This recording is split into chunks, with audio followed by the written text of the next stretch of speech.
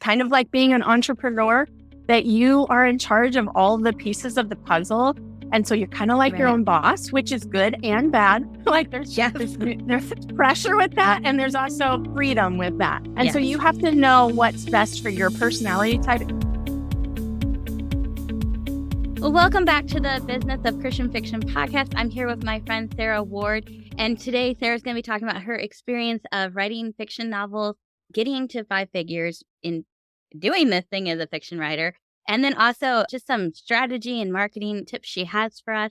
I'm really excited because it's exciting to talk to somebody who's doing the thing that we all want to do. We want to, kind of make a career out of this, make some money from it, and so that we can have an impact, but also have an income so we can continue to have an impact. So I'm excited to have you here, Sara. Thank you for joining me. Thanks, Rachel. I'm excited to be here. Love to share and serve others and help answer their questions. So I'm an open book. Let's jump right in. Awesome. All right, let's start with just sharing a little bit about you and how you got to this point where you're publishing fiction. I actually started out a long time ago, and I didn't mention this. We were talking beforehand. I started out in the theater, was very involved in the theater, and I was writing plays, which were fiction, a form of fiction, but there's like no money in theater. So it was something I did for fun before I had kids and when I had that free time, and I loved it. But at some point I realized, okay, this can't be like anything I do for money because I'll never make any money at this.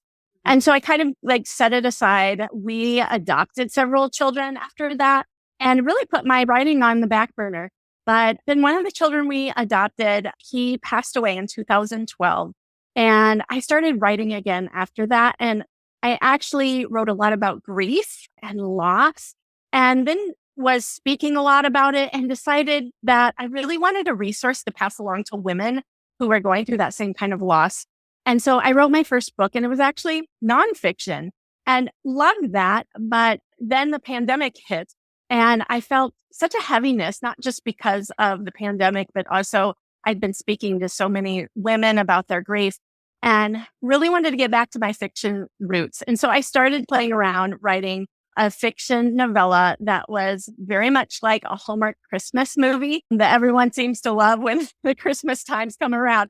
And I was like, after I was done, I did some editing on it and thought, this would be really fun. I could keep writing this. Like, it made me so happy because we all needed something happy back then, right? So I didn't publish that novella on Amazon. I just gave it away as a free book if people signed up for my newsletter, and then went on to write my first book. It's considered what we call sweet romance, which is kind of like a Hallmark, very clean love story around 3 sisters and 1 brother. So a group of siblings, and the series follows each sibling in that family. And so that's how I got started writing fiction. It was kind of going back to my playwriting roots. I love writing dialogue, and I love exploring relationships. And that's been great, as well as being able to bring my faith into it. Although they're not like overtly Christian, there's elements of faith kind of woven through the characters and their stories with forgiveness and grace, mercy, those kinds of things. So it's been a really fun journey so far. I have my 6th fiction book, my 7th overall book. It's coming out this month. So it'll be out when this episode airs. And so you guys will, what's the title of that one? It's called The Neighbor Renovation, and it's actually a new series, and it's a romantic comedy. So there's a little more funny stuff in it than my last series. Not that there weren't lighthearted moments in it, but this leans a little more into the comedy. And it's been so fun. And I was like a little nervous when I had my ARC readers, the early readers, read it, and they've really enjoyed it. So I'm excited to see what the rest of my readers think. Well, just like the things you're teasing on your Instagram and stuff, just like you're describing the characters. And I'm like, oh my gosh, that sounds hysterical. Like I'm excited for when it comes out because I'm like, I want to read this. This sounds good. Oh, good. Thanks. Yeah. Yeah. It combines my love of home renovation, like HGTV that everyone seems like I love, and a lot of people I know love.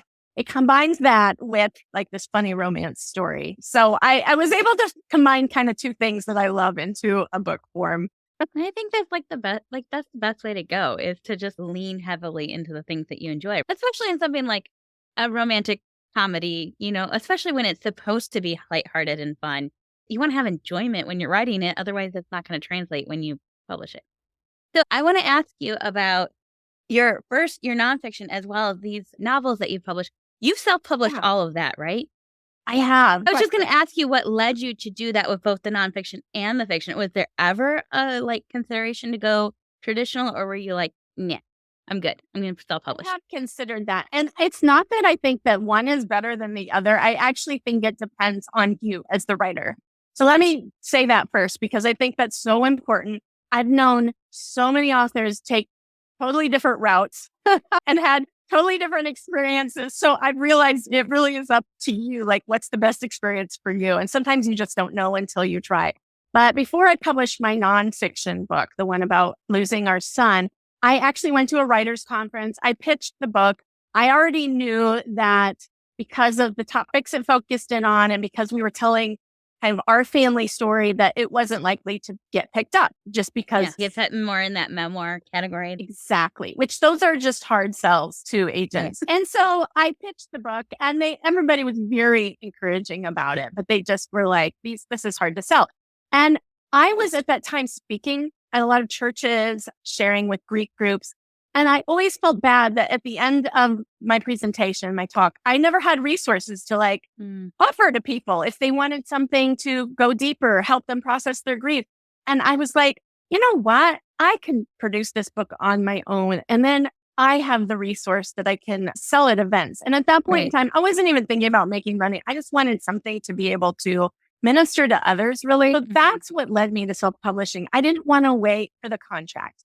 Now, I know there's some people that they're okay waiting. And I'm like, that's great. Like, if you feel like that's how you're being led, that God's leading you down that path, then waiting is the right choice for you. But I felt like in that stage of my life, I really wanted to offer something more than a 1-hour talk that I would give at groups. And then I couldn't continue to minister to those people. And so I wrote the book, and I started using it at a book table at the end of the night if people wanted it. And a lot of people bought it as gifts for friends who were grieving. And I'm so glad that I went that route. It's very different than traditional publishing. It's kind of like being an entrepreneur, that you are in charge of all the pieces of the puzzle. And so you're kind of like your own boss, which is good and bad. Like there's pressure with that. And there's also freedom with that. And so you have to know what's best for your personality type. If you are a person that you don't want to be in charge of your own business, then traditional publishing is probably a better route, because that's more like going to work for a company where they offer you a contract and they tell you this is what we'll do for you and this is what you do for us.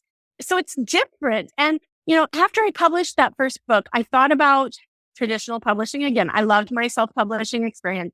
And I actually started to shop around a fiction book to some places. And I had some interest in it, but they were only small publishers. They weren't going to be able to give me a lot of help in terms of marketing or anything.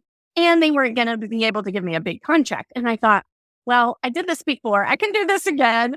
So I already had people I knew that I wanted to hire for cover design and that sort of thing. So it was an easy decision for me. That's not to say if I didn't get a great offer from a traditional publishing house, would I go that route? I don't know. It's such a personal decision, and it's been right for me. It's been fun. I like being my own boss. I like having a say in the cover design and all those elements. And maybe that means I like to be in control, which I probably do. And that's probably a weakness and a strength. But at the same time, it fits well with self-publishing. So if you're not a person who likes to make a lot of decisions, you don't want to be in charge, then traditional publishing can be a very good route, even if there's a weight involved with that. Yes. And I agree with you. I think we sometimes misunderstand that where traditional publishing fits into the whole production process of creating this product that needs to get to a reader. We think that they're more involved than they really are. They're more like the manufacturing and distribution side of everything. And so you have to decide, okay, how much control do you want to have over the manufacturing and distribution of your novel? You can figure out that, then you can decide whether to self-publish, hybrid publish, or go with a traditional publisher. Because you're like, okay, this is what I want to do, or how much control I want to have over that piece of it. But you still still have to be a business, right? You still have to be an entrepreneur, regardless of which route you go. You kind of have to make that good business decision for you, your book, and your readers, right? You just have to make the best business decision for yourself. In that mindset of making business decisions, you actually chose to write underneath a pen name. I did. And so can you talk through what kind of led to that decision for you? Sure. Now, there are lots of reasons why authors might write under a pen name. And the one that people always think of first is that I wanted it to be a secret. And I always tell people, absolutely not, because I'm not good at lying. Now, there are a lot of people that don't know the connection between me because they don't know it personally. But I didn't want to have this secret that I felt like I couldn't tell my family and friends. The reason I did it was specifically for Amazon's algorithm. And this is something that we can't control. It's just the way it is right now. But when you publish a book, certain genre of book, Amazon wants to match that book to the right readers. Rachel, you probably know this already, having published a book. So if you write, let's say you write a children's book, for example, then it's going to start to show that book to parents who have children in that age group that you've written for. And it's going to memorize that as the algorithm for your book. So then when you come up with another book and publish that, it's going to start showing that same book to the same audience. But what if that book is a business book? Well, all of a sudden your business book's going to be shown to parents with like small children, which might not be the right fit. It could be in some cases, but not always, right? There's going to be a mismatch. So it's hard if you're going to switch around genres for Amazon to know who to show your book to. And so I knew when I was switching from Christian nonfiction that was about grief to something that was like happy and light that would fall more into Christian fiction or clean and wholesome romance, those aren't necessarily the same readers. Some, yes, there are some that cross over, but not everyone, because some people only like nonfiction. Some people only like fiction. So I knew I would either have to retrain the algorithm, which could take some time. It can be done. It's not impossible, but it would take time. And I just decided it'd be easier to use a pen name to do that because then I was starting from scratch. And really on Amazon, it's super simple to do that. When you put in the information for your book, you just put in a different name and it connects it to your account. It's so easy. Now, other authors, another way around this, if you want to keep your real name, is to just use a different version of your name. So I used Sara R. Ward as my publishing nonfiction name. I could have used Sara Ward with no middle initial as my fiction name, and it would have been okay. They would have counted that as a different name. So if you put in an initial, leave out an initial, that actually counts as a different name. So I could have done that. Didn't know that. That's good information. Yeah. Or you can use your initials. I could have said SR Ward instead. I've seen authors do that. So there are ways around it. You can keep using your own name, but do different genres, which is really nice. I just decided to go the pen name route. I thought it'd be fun and an easy way to keep the algorithm aligned with the type of story it was. And it's been fun. I didn't know I'd get so many questions about it. And usually whenever I talk to authors, that's the first thing they want to know because they want to know if it's a secret. I'm like, it's not a secret. Like I don't go around announcing it all the time, but all my family and friends know. I think you brought up a really important distinction there to have a pen name because the audience is completely different. Like it's not that you're like, oh, this is because the genre is different. It's because you want the audience that would appreciate that genre or who wants to be reading that to be able to find that book. And so I think it's important that as we're making these business decisions for ourselves to be thinking future forward in like what would make it easiest for my reader to find this book. And for you, your current readership, your current audience at the time when you made this decision weren't the ones who were going to be looking for it anyway. So it made more sense to make this separate pen name.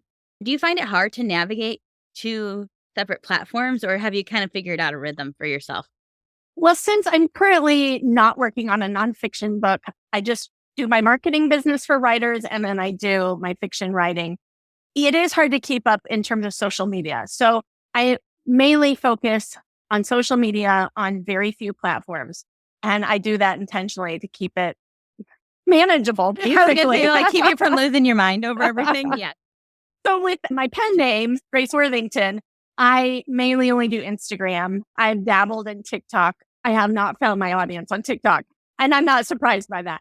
I did it more as an exploration, just as a marketer. I just focus on Instagram. I don't even focus on Facebook. Like I'm on Facebook as my pen name, but I don't really post much. And it's just to keep things manageable and to really focus in on what I need to be doing which is writing the next book and building my email list and things like that. That makes sense. I have noticed that quite a few romance authors use pen names, romance and fantasy, whereas like other genres, like just contemporary fiction or historical novels, I don't see that as often, but people do use pen names frequently. But I do feel like there is something about, well, especially as indie authors, using a certain name. And now that you've explained the Amazon algorithm aspect to it, I'm like, I get it now. This makes more sense. So, because I'm like, why would people want more work for themselves? It's good you identify the work that comes along with choosing a new name, because when I got into it, I don't know that I did think about it. Like I knew I would have like 2 social medias going, but I think a lot of authors don't fully think through that. And then all of a sudden they're like, oh, wait, I have to start another email list. Oh, that's extra work. And they're not thinking in those terms. And so you either have to decide, where am I going to put my focus? I need to do less things on all these platforms, or I'm only going to focus on this name. Like, I honestly don't know how people do it. They have like 4 or 5 pen names. And there are authors that have 4 or 5 pen names. I don't know how they do that either. And some of them do hire help to help them, a VA, a PA, whatever, assistant type person. I don't have that yet. Maybe someday. So I have to do it myself, and I have to keep it manageable. So I just lean into the things that fit my personality, fit my goals, and just really bring me joy, basically. That's a very good filter to decide what you're going to do. I think that's a really wise way to approach it. So you are a marketing and business coach, right? Marketing for authors. I did come out of a marketing agency. I did that work for about 5 years. Then, ironically, I was not planning on going into our author marketing at all. That was not part of the plan. I thought I would actually move into a full-time position at this marketing agency. But then I started having authors asking me for help, hiring me for projects, that I ended up getting so much work from authors that I was like, I have to make a decision. I can't work both of these jobs. I decided to go totally the freelance route. I am more marketing than just business, overall business. Okay. So as far as marketing, as from a marketing coach perspective, also as an author who has walked through this already, what's one of the biggest marketing mistakes a fiction writer does that you've seen? Well, let me preface this by saying I think any mistake an author makes, it can be fixed. Yes. So let me say that first to reassure anyone that when I say this next thing about what I think one of the biggest mistakes is, if you've made this mistake, you can totally fix it. There's no mistake that you can't overcome. I think one of the big things that authors miss is just working on building their email list, which feels like such a basic thing because email's been around like I know, a very right? long Like, time. how many business coaches have we heard say this over and over for like the last decade? I feel like anytime I say this, people are almost like, oh, I get so much email. Oh, I don't want to build my email list. But email still shows. I was in conferences this year with 6 and 7 figure authors, and they are still saying, these very successful authors are still saying, my email list is my number one asset because you own it. It can't be taken from you. And there are a lot of really big authors that have problems like their Facebook account gets shut down, or their Instagram disappears, or even things having problems with on Amazon where someone pirates their book and then Amazon shuts their account down temporarily and they lose all this money. So there's all kinds of issues, but when you have an email list, that's something you own. So that is also something you can grow before you even publish your first book, so that you can have an audience to publish too, that you can show your book when it comes out. I work with a lot of authors who come to me and they have either no list or a very low list. And it's fine to have a low list. Everybody starts at 0. And they're like, well, I just haven't had time to focus on this because I've been writing. And I get that because writing takes a lot of time. Yeah. There's no shortcuts to writing, even for me. I am not the fastest writer. I just work persistently. And honestly, that's a lot of writers. They come to me and they're like, well, I just haven't grown my list. And that's fine. So we start where they're at. But then sometimes their book launches very soon and they just don't have a big list to launch too. And so if writers can start working on that email list a little earlier, that can be a huge help. I can give you what I did, and it's not new to me. I got it from another author, many other authors who've done this. If you're fiction, write either a short story or novella in your genre, whatever genre you hope to publish in. If you're unsure which genre, if you can narrow it down to the top 2 and just pick one novella, one of those genres to write a novella in, knowing you could write a different story for that other genre later. Define a short story, like how long? Think of short. I don't know if this is like anywhere, like in a book. Think of short stories under 10,000 words. If it's 5,000 words, I think of that as a short story. I always think of novella as over 10,000 up to about 40. Once you get to about 40 or 45, you're really almost full length at that point. Yeah. I've seen authors do this where they're like, okay, I'm going to write a short story or a novella, and I think what you're about to suggest, use it as like a lead magnet. But they're like telling me how long the short story is. And I'm like, oh my gosh, do you realize that's not a short story? I'm like, that's almost a novel. You should just keep going and finish that story out. Do not give that away, because that's a lot of work that just went into that. It is.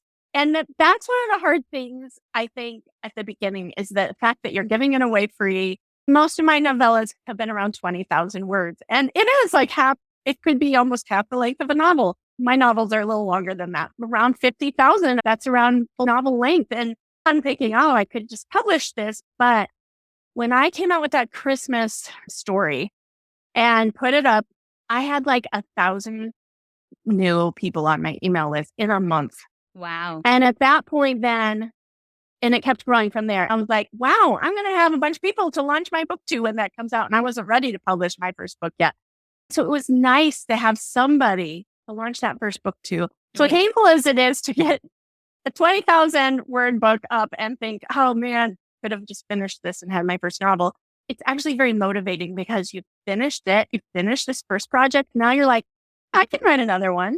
So I do think there's something mentally, if you use the momentum from that and you see how many people signed up for that, then you're like, hey, I can use that to launch my next book. And it's very empowering. I really encourage people to do that. You don't want to do 20,000, do a 5,000 word short story. You could have that done in a week, probably, at least written. Maybe you need to edit it. Depends how fast you write, obviously, but done in a really short time. Did you use BookFunnel to deliver it? I use BookFunnel to deliver it, and they have tons of group promos divided by genre that you can join once you're a member of BookFunnel, and it's reasonable. I know when you're starting out, everything seems expensive, but you can even subscribe by the month, so you could try it out just for a few months if you don't have a lot of money. I think it's around $100 a year, and so I don't know what the monthly breakdown is. There's different plans too, depending on what you want to participate, because I just looked into it. But I agree with you. Like, I think with any tool that gets recommended on like interviews like this, or when you're hearing people suggest tools to you, other writers, just take it in stride. Like, try it. Is it benefiting you or not? I know so many times it can be like, oh, is it worth it? Tell me what you think. Do you think it's worth it? Well, it might be worth it for one author and not worth it for you. So just try things and evaluate, is it giving me a return on my investment or not? And then move forward with it. I feel like for me, it was huge, especially starting out. The group promos don't cost any extra once you're a member. They're there. And so you can look them up by genre. You can join a promo with your lead magnet. And what happens is all these other authors are promoting that same promo and their themes, different things. So I joined some different promos. Once you get in there, you'll understand. And so really what's happening is it's collaborating with other authors. And some of these authors have thousands of people on their email list, and they're participating in that promo, showing it to their audience. And then their audience signs up for your lead magnet. And that's how you can get people so fast. And that's why it's a fast way to get people on your list. I mean, you can do ads, run Facebook ads too.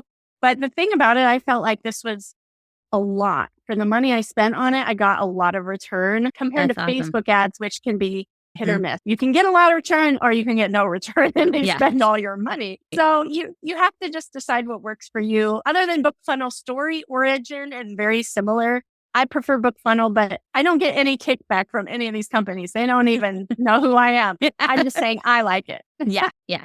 So you put the novella out there, you got people on your list, and then you had people to sell to. So what about the author who is like, okay, well, I missed the boat for that because my novel's coming out really soon. And they're like, I can't mentally go write something new when I'm trying to like do revisions, trying to get things ready to go. What would you suggest they do for a lead magnet? That author who maybe doesn't have the capacity to write something else right now? Okay, that's a great question. And I have a simpler solution to that even. And that's when you get your book, when you get some breathing space, like a week of time in this process, you can even do this after it's published. You could write a bonus epilogue to that book that's like a chapter long. So it could be like 1,200 words, 2,000 words, not very long, that tells maybe what these characters are doing in a year or 2 years or down the road, what you pick based on what your book is. You want something that fits. And then you advertise it as a bonus chapter. And what I do is I usually put it at the back of my book that's published, like get the bonus epilogue. So for my book that's coming out, Neighbor Renovation, we see them after they're married in the book. And so we get to see the happily ever after when there's some things that need to be resolved at that point. But I actually don't show the wedding in this book. I do in some of my other books, but I didn't in this book. I wrote it as a bonus epilogue. And so then at the end of my chapter, I'd say, if you want to see this couple's wedding day, and I have all these disasters happening that are funny, you can go download this fun wedding epilogue totally free. And I have BookFunnel deliver it. And you know what? It's not that long. It's maybe a little over 2,000 words. Didn't take me long to write. I sat down, I think, one afternoon and wrote it out. So I would encourage people to do that because it's like the easiest of all. And then you can just add it to the back matter of your book, or whoever does the interior of your book. Just add like a little section in, telling people where they can download that and telling them what they can get. And you will start to get people signing up for it. I love that suggestion because one of the things that authors sometimes forget is that when people are buying their books off of Amazon or other places, there's no way for you to know who's buying your book. There's no way for you to capture that lead to then sell them your next book. And so doing something like this at the end of a book can capture that lead for them and get them on your list so that you can say, hey, I have another book available, buy it, please. And as you're talking, the movie Tangled. Oh, I just watched that this weekend again for like, I don't know how many times. They have like little shorts that they've released over the years that are like the wedding, like what happened the day of the wedding. And I was like, oh, that's so funny. Like, that's essentially what they did. When you're talking, like, that makes sense. Like, give the story and then give a little extra bonus thing. And that could even be a bonus for your launch team, too. You could give them that as like an added thank you for being on your launch team. There's so much you can do with that. I know one author who had a group of friends in her book.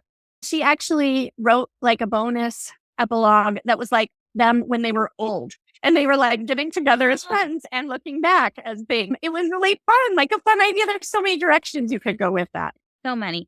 So what were some of the strategies that you did? You mentioned the lead magnet, doing the novella. What were some other marketing strategies you used over the last couple of years of releasing your books? Because you said the first one you released in 2020?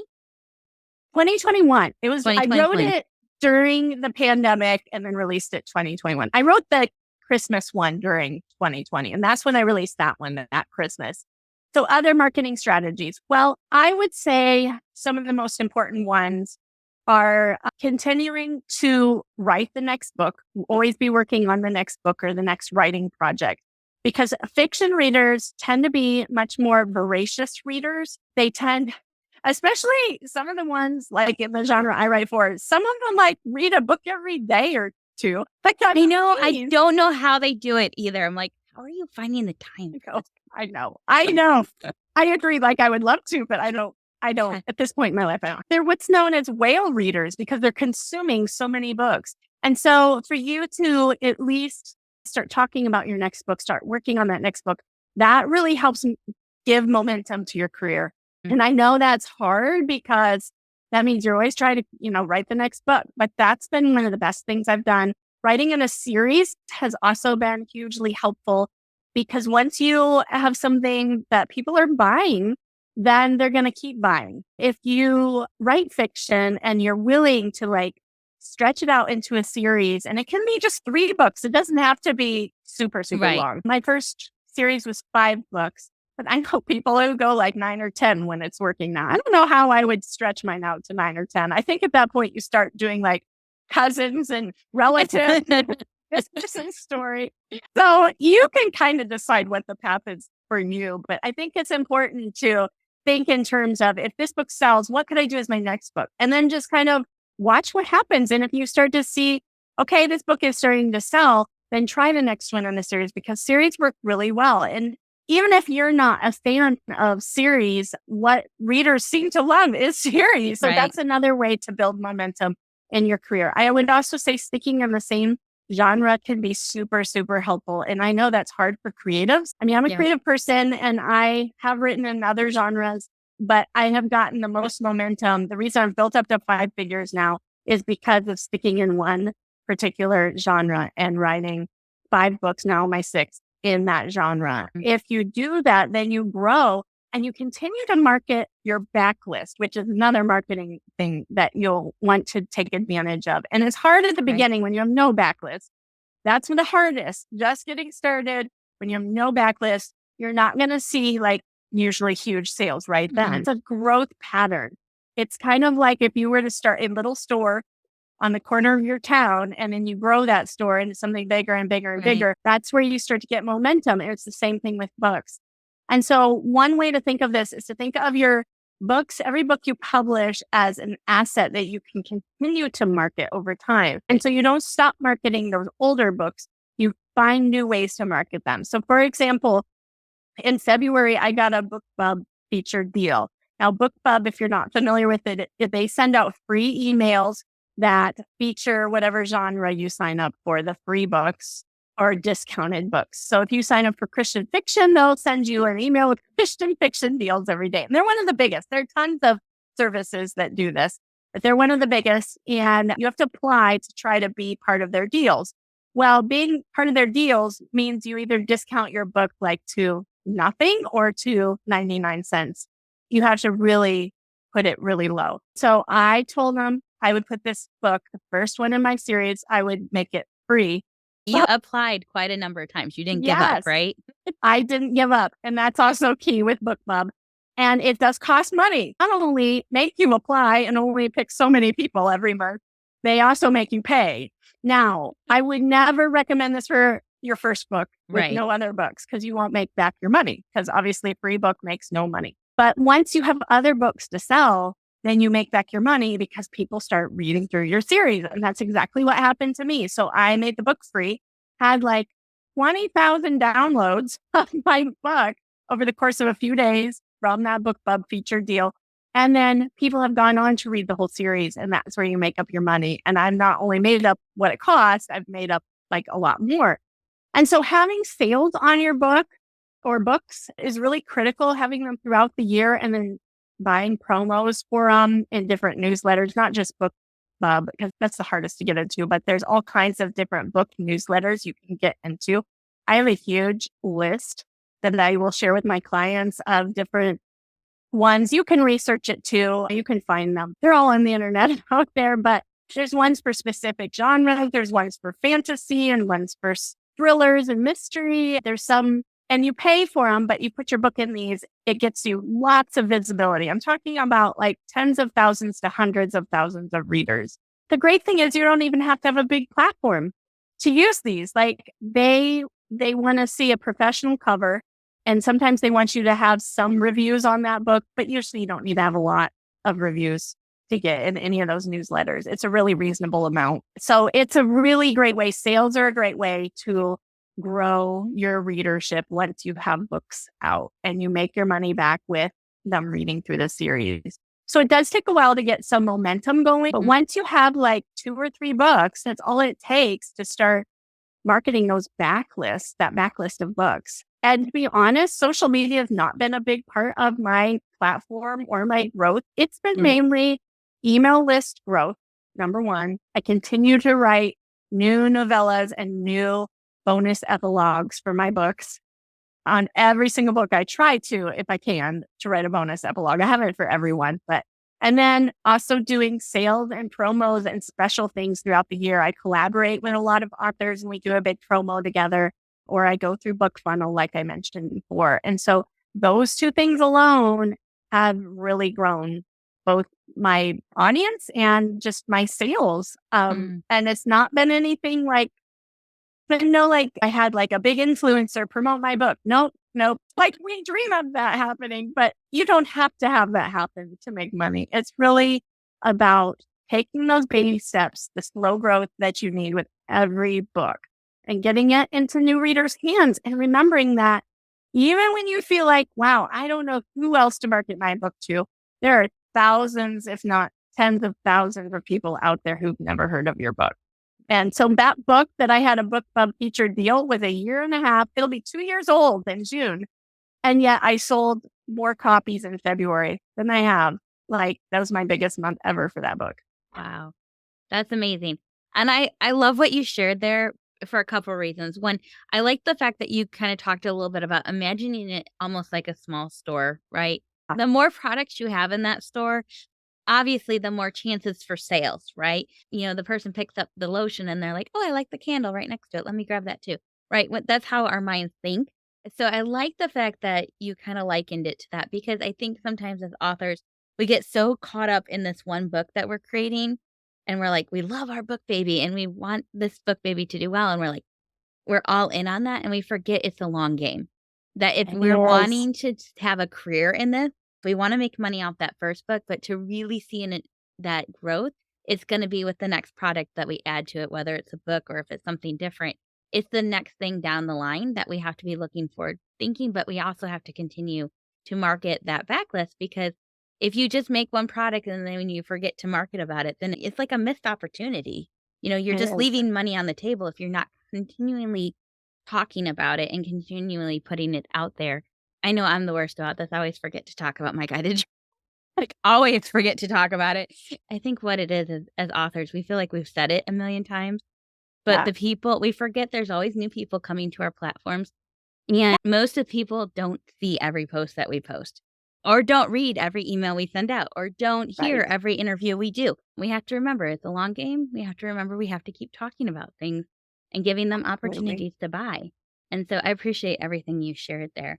As we begin to wrap up, what I would love to hear from you is for that author who is just trying to navigate this whole world of writing their book, but also trying to get readers to read it and all the things, and marketing, the business of it all. What advice would you give to that author? I think there are two parts to this. I think the first one is don't be afraid to invest either your time or your money in an area of weakness for you. And I wouldn't pick all the things, because when you try to kick 5 soccer balls across the field, it's going to take you a long time. But if you only try to kick one soccer ball across the field, you get across the field a lot quicker. So if you know that you need more work with the craft of your book, or you need a lot of help with the editing of your book, don't be afraid to invest their time or money in that area, or pulling in someone who can help you, obviously hiring someone. Maybe it's the marketing, but there's one specific area like email. Maybe you just didn't set up that email and you're like, well, what do I say to people? What should I put in my welcome sequence? What do I need? Maybe either invest time or money. There's so many conferences you can go to, workshops you can attend, some very reasonably priced too. It doesn't mean having to spend a lot of money, but pick one area of weakness and focus on that. I go to lots of conferences and I get help myself. I get coaching from people who are way ahead of me because I want to continue to learn. And I heard one guy who coaches like 7-figure authors, and as I run their Facebook ads and stuff. And he was saying like the biggest thing he recommended, and I've seen this for myself and I recommend this for my clients too, is to double down on one thing for the year. And you know what? I have done that and it works. Instead of trying to say, I'm going to grow my Instagram and I'm going to be on TikTok and I'm going to grow my email list and I'm going to write 5 novels and I'm going to, like, when you try to do all of it, then none of it happens. So where are you getting stuck? And that really takes some reflection, because maybe it's the writing you're getting stuck in. Maybe it's the marketing. Sometimes it's hard to do both. So pick one and make momentum happen in that one area. So that's the first thing. The other thing I would say is to not give up. It's so easy to get discouraged in this business because there's a lot of competition. We can pour our hearts out, right? And people can criticize our work. It's very defeating. And so I just want to encourage all the people out there, all the writers, to not give up. If you need to take a break, that's fine. Come back to it. Writing is something you can always return. When I was writing plays and sketch comedy a long time ago, And then we started to have kids and we adopted this boy with major medical needs. I thought I would never write again. And I remember thinking, well, I'm just going to give it up. And I felt so sad about that. I loved caring for my son, but I felt sad because I was like, why did you give me this desire to write, God? And what God already knew is that I was going to come back to it down the road. I just couldn't see that. And so if you're in a place where you can't write, or you're in a place where you're stuck, or you're in a place where you're just have a lot on your plate, it's okay. Take these things you're learning, keep getting better, keep working on your writing when you have time, but it will be there when you're ready, when you have more time or more money to invest in whatever you need. And so that's my advice. Just don't give up. Oh, I love all that. That's such good advice. Thank you for saying that. Don't give up. It's like we said, it's the long game. Don't give up. I do think by you emphasizing the long game, that's super important, because a lot of authors think with their first book, it's going to change their life. And the truth is, for most writers, it doesn't change your life that much. We all wish that, but it doesn't.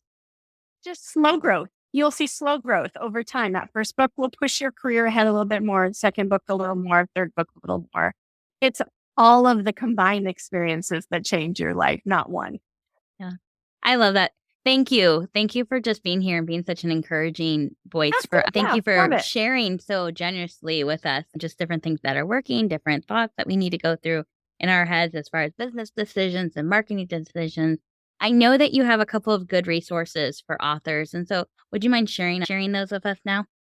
Absolutely. So I do have a free resource for authors who need help with their marketing. And I just created this like a few months ago. I decided to put together a 3-part marketing series for writers to kickstart their author marketing. If you really feel like you need kind of a little push to get you going, if your marketing feels dry, if you feel like it's sucking your soul dry, and you need to find a more joy-filled way to market, something that fits more with your personality, I really emphasize with my clients finding marketing that works for their personalities, not just going with whatever's the cool thing or what they're being told to do or what so-and-so's doing, but finding marketing that works for them. And so this 3-part series you can sign up for on my website at sararward.com. And even if you just want the 3-part series and don't want to stay on my list, that's totally fine. I give this to authors because I have a lot of authors come to me and say, I don't have money to hire you one-to-one, but can you give me advice? And I always hand them this because it's got a lot of great stuff in it.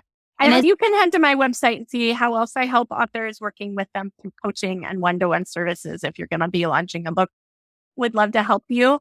But if not, take advantage of those free resources too. SaraRward.com. Make sure you go check out those resources, and I'll link to everything in the show notes as well. And where can we hang out with you on the internet? Yeah, just look up Sara R. Ward. That's my handle. Mainly, I do Instagram stories. So come over there. I often will just leave tips that, especially if I'm working with an author and I think, oh my goodness, more authors need to hear this because I work with so many authors. I usually leave helpful stories all the time. So you can follow me there. And then if we want to follow your fiction account, what's that handle? That is Grace Worthington Author. And you can just look it up on Amazon, Grace Worthington. I'm the only one there. And Grace Worthington Author on Instagram. That's mainly where I hang out. Awesome. All right. Well, thank you so much, Sara, for being here with us and sharing those tips. And if you, the listener, have found this beneficial and you know of another writer friend that could learn so much from this episode, would you please share it with them? Join us next week as we continue this conversation on the business of Christian fiction. Bye. Bye.